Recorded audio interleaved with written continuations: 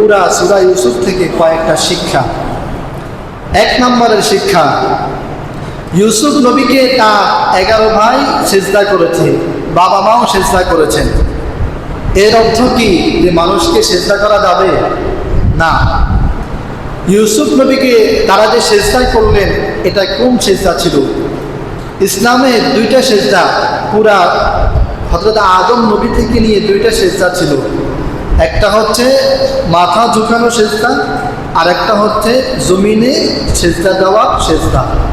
তাহলে 2টা সিজদা। আমরা অনেক সময় মাথা ঝুঁকিয়ে মানুষকে সম্মান করি, এটা একটা সিজদা। আর একটা হচ্ছে নামাজের যে সিজদা, এটা। এই 2টা ইসলামের আগে বাকি সব নবীদের শরীয়তে মাথা ঝুঁকানোর সিজদা জায়েজ ছিল, মাথা ঝুঁকানোর সিজদা জায়েজ ছিল।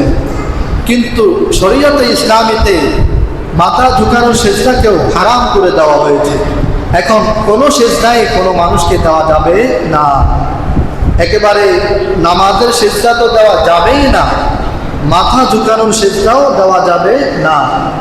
কোনো ব্যক্তি তার কোনো বিশেষ স্থানে মানুষ গিয়ে সিজদা করবে, যদি কেউ মাথা ঝুঁকিয়ে সিজদা করে, সে ইচ্ছাকৃত সিজদা করলে সে কি হবে? কাফের হয়ে যাবে, কারণ এটা কি হারাম।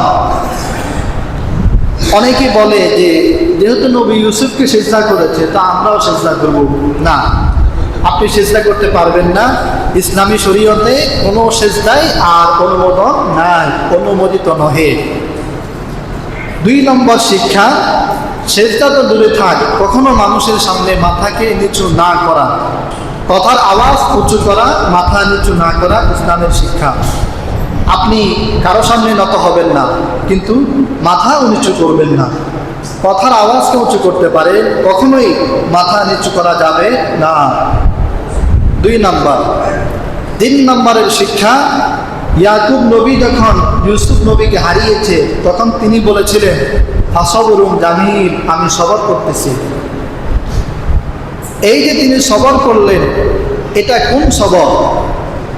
কিতাবের মধ্যে আসছে যে পৃথিবীর মধ্যে যত সবর মানুষ করে, সবচেয়ে উত্তম সবর হচ্ছে সবরে ইয়াকুব নবীর সবর।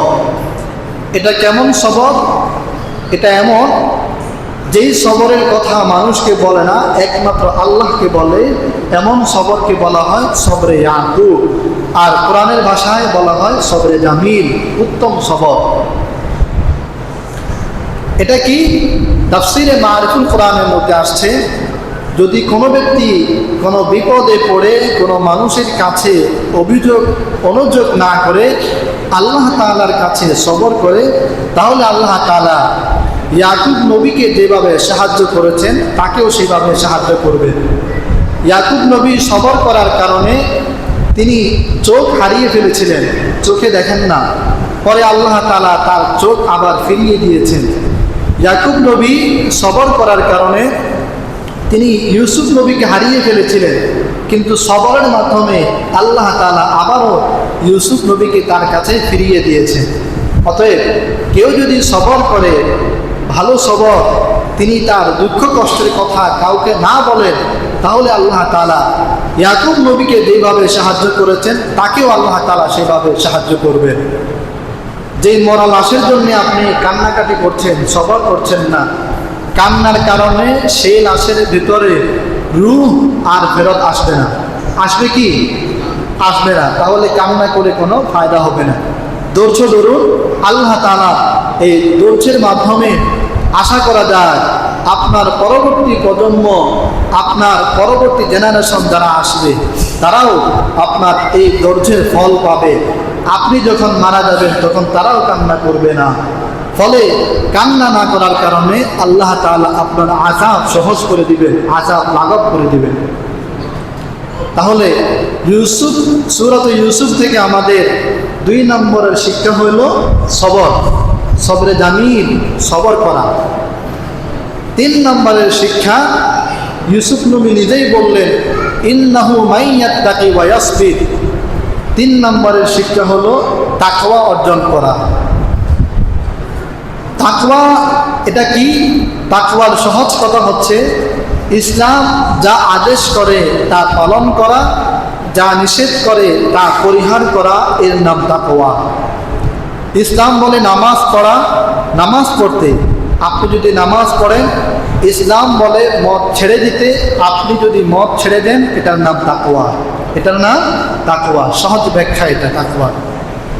ইউসুফ নবী নিজেই বললেন, ইন্নাহু মাইয়াত্তাকি ওয়া ইয়াসবির, যদি কেউ তাকওয়া অর্জন করে আল্লাহ তাআলা তাকেও সাহায্য করবেন। এই গেল 3 নম্বরের শিক্ষা। 4 নম্বরের শিক্ষা, ইউসুফ নবী সর্বশেষ একটা দোয়া করেছেন। তিনি বলেছেন, তাওয়াফানি মুসলিমা ওয়া আলহিকনি বিস-সালিহিন, হে আল্লাহ, আপনি আমাকে মুসলিম অবস্থায় মৃত্যু দান করুন।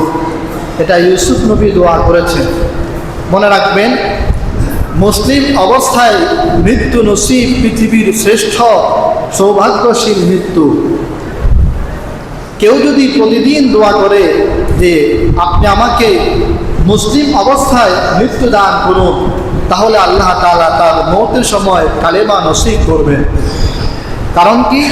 পবিত্র কোরআন বারবার বলেছে, ওয়ালা তামুতুন্না ইল্লা ওয়া আনতুম মুসলিমুন, তোমরা মুসলিম না হয়ে কবরে এসো না, মুসলিম না হয়ে কবরে এসো না। পবিত্র কোরআন বারবার বলতেছে।